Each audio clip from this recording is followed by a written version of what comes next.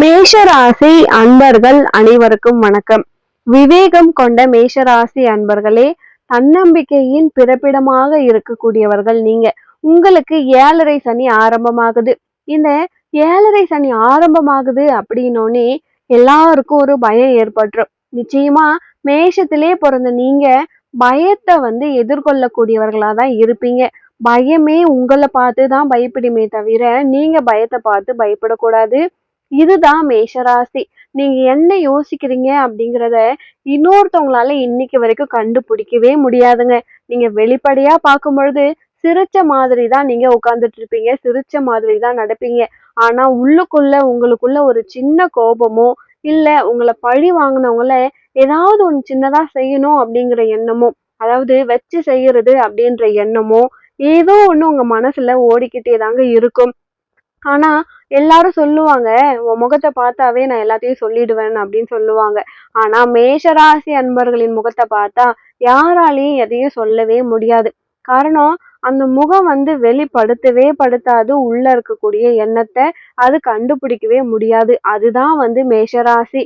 இப்படி இருக்கக்கூடிய மேஷராசி அன்பர்களுக்கு 7:30 சனியினால் பாதிப்பு.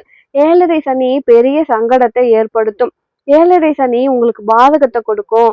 7:30 சனி உங்களுக்கு மிகப்பெரிய ஒரு பிரச்சனையை உருவாக்கும். இப்படிலாம் சொல்லிக்கிட்டு இருப்பாங்க. தயவு செய்து அந்த பயத்துக்குள்ள போகாதீங்க. பயம் உங்களை கண்டு பயந்து போனாதான் உண்டு. நீங்க பயத்துக்குள்ள போகவே வேண்டாம். காரணம் 2 விஷயம் தாங்க. உங்களுடைய உச்சநாதன் அப்படிங்கிறது சூரிய பகவான். ரொம்ப சிம்பிளா நீங்க தெரிஞ்சுக்கோங்க. மேஷ ராசிக்கு உச்சம் பெற்றவர் யாருன்னா சூரிய பகவான் தான். அப்போ உங்களுடைய சுய ஜாதகத்துல சூரியன் இன்னும் வலு பெற்றிருக்காரான்னு பாருங்க. அவர் வலு பெற்றிருக்க விஷயத்த வச்சும் ஜாதக ரீதியா உச்சம் பெற்றிருக்கக்கூடிய சூரிய பகவான் அந்த மேஷராசியில இருக்கிறதால சனி பகவானுக்கு அங்க பவரே கிடையாதுங்க. இதுதான் முதல் செய்தி. சனி பகவானால மேஷத்தை தொட முடியாது. இதுவே உங்களுடைய வாழ்க்கையில நீங்க பாத்தீங்க அப்படின்னா கடந்த சனி பெயர்ச்சியில இதே 7:30 சனியை நீங்க சந்திச்சிருப்பீங்க. அப்போ 7:30 சனிய சந்திச்ச காலகட்டத்துல நிச்சயமா உங்களை ஒரு உயர்வுக்கு ஏற்படுத்தியிருப்பாரே தவிர சனி பகவான் கீழே தள்ளி விட்டுருக்க வாய்ப்பே கிடையாதுங்க.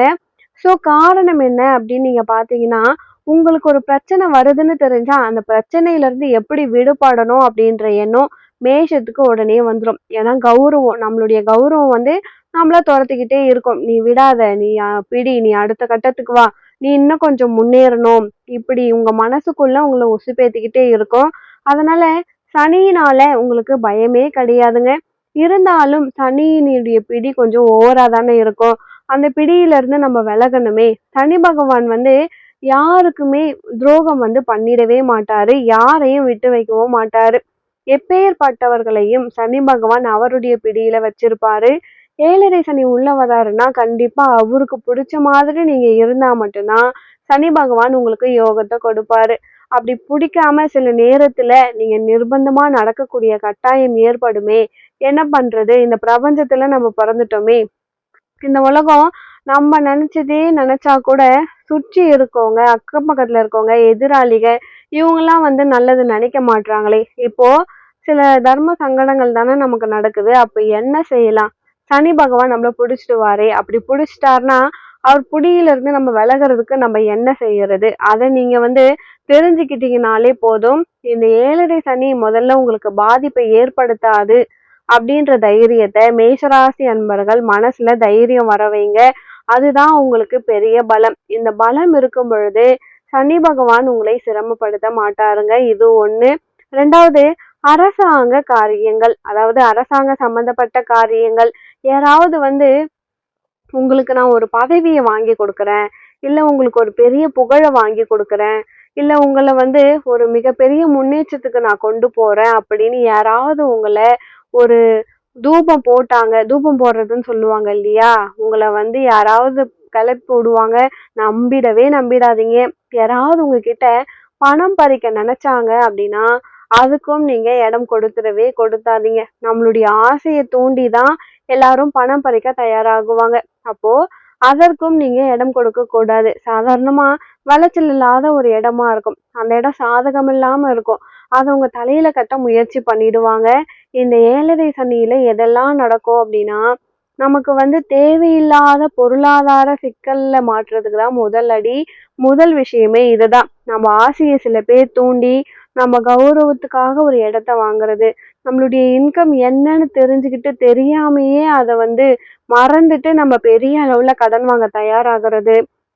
திரைப்படத்துறையில இருக்கவங்கலாம் வந்து சிம்பிளா ஒரு படம் எடுக்காம பெரிய அளவு ப்ரொடியூஸ் பண்றேன்னு எங்கேயாவது ஏகப்பட்ட கடன் வாங்கி ப்ரொடியூஸ் பண்றது. இத மாதிரி மேஷராசி அன்பர்களுக்கு இப்போ பக்கத்துல இருக்கவங்க குழப்பத்தை உண்டாக்குவாங்க, திட்டமிடுவாங்க. இப்போ இந்த நேரத்துல மேஷராசி அன்பர்கள் அந்த திட்டத்தை எல்லாம் தவிடுபடி ஆக்கணும். இந்த பதிவு தான் உங்களுக்கு ஞாபகம் வரணும். யாராவது ஆசை வார்த்தை காட்டி உங்களுடைய கடனை அதிகப்படுத்த முயற்சி பண்றாங்க அப்படின்னா நீங்க யோசிச்சே ஆகணும். அதுக்கு உங்களுடைய ஜனன ஜாதகம் சாதகமா இருக்கா அப்படிங்கிறத நீங்க தெரிஞ்சுக்கோங்க. ஜாதகம் பார்க்கறது எதுக்குன்னா, நம்ம ஒரு விஷயத்த இறங்கும் பொழுது அதை செய்யலாமா வேணாமா இதுக்கு தான் நீங்க ஜாதகம் பார்க்கணும். இந்த நேரம் உங்களுக்கு உகந்ததா உகந்தது இல்லையா 2டே கேள்விதான் ஜோதிடத்துல. இப்போ நான் ஒரு ஹோட்டல் வாங்கலான்னு இருக்கேன், வாங்கலாமா வேணாமா? ஒரு தியேட்டர் கட்டலான்னு இருக்கேன், செய்யலாமா வேணாமா? ஒரு 2 வீலர் வாங்கலாமான்னு இருக்கேன், செய்யலாமா வேணாமா? இல்ல ஒரு ஸ்கூல் கட்டலான்னு இருக்கேன், முடியுமா முடியாதா? ஒரு வழக்குல நான் ஒரு கோர்ட் கேஸ் போலான்னு இருக்கேன், செய்யலாமா வேணாமா? இவ்வளவுதான் ஜாதகம். இதை இந்த நேரத்துல நீங்க சரியா பயன்படுத்திக்கணும். அப்போ இத நீங்க சரியான பிளானோடு செய்யும் பொழுது இந்த சனி பகவான் பிடியிலிருந்து கண்டிப்பா உங்களால விலக முடியுங்க. இந்த இடத்துல அதெல்லாம் நம்ம பண்ணிடலாம், அதெல்லாம் நம்ம செஞ்சிடலாம் அப்படின்னு உங்களுடைய மனசுல ஒரு தைரியத்தை இன்னுமா நிறைய பேர் வந்து வர வைப்பாங்க.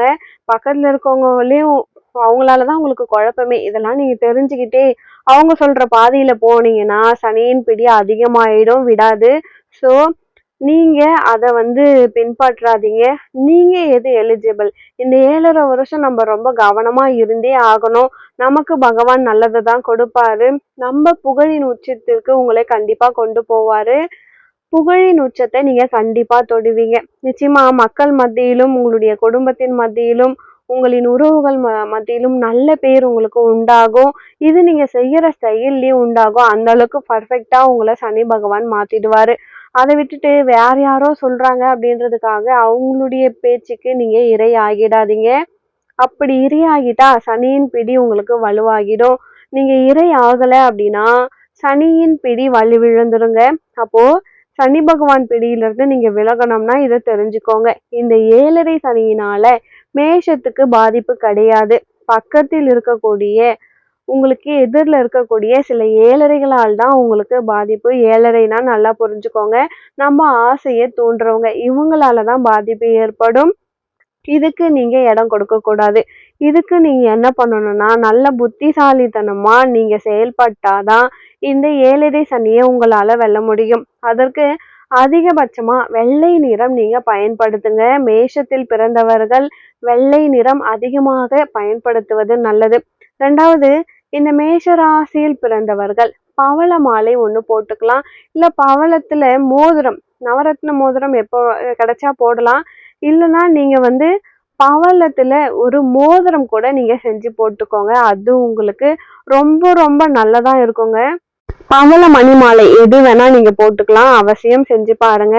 3வது, விநாயக பெருமான தினசரி தினமும் காலையில எந்திரிச்சு ஒரு நெய் விளக்கு போடுங்க.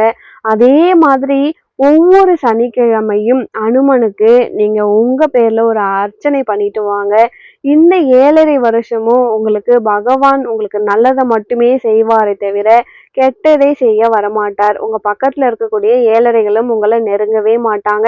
யாரு என்ன சொன்னாலும் உங்க மூளை கரெக்டா வேலை செய்யும். இவங்க எல்லாம் துதி பாடுறாங்க, உண்மை என்னன்னு எனக்கு தான் தெரியும்னு சொல்லிட்டு கீழிருந்து மேல் இருக்கக்கூடிய அத்தனை பேரும் இதை தெரிஞ்சுக்கிட்டீங்கன்னா வெற்றி கண்டிப்பா உங்களுக்கு உண்டாகுங்க. கண்டிப்பா உங்களுக்கு சனி பகவான் உங்களுக்கு நல்லதை மட்டும்தான் செய்வாரு. இது ஒன்றை நீங்க நல்லதை தெரிஞ்சுக்கோங்க. கண்டிப்பா சனி பகவான் உங்களுக்கு கெடுக்க மாட்டாரு, கண்டிப்பா நல்லதை தான் கொடுப்பாருங்க.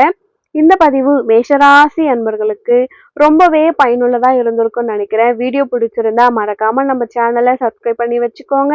மேலும் உங்க வாழ்க்கையில நீங்கள் சீரும் சிறப்போடும் செல்வ செழிப்போடும் வாழ நானும் இறைவனை பிரார்த்திக்கிறேன். அடுத்து ஒரு நல்ல பதிவில் மீண்டும் உங்களை சந்திக்கிறேன். நன்றி.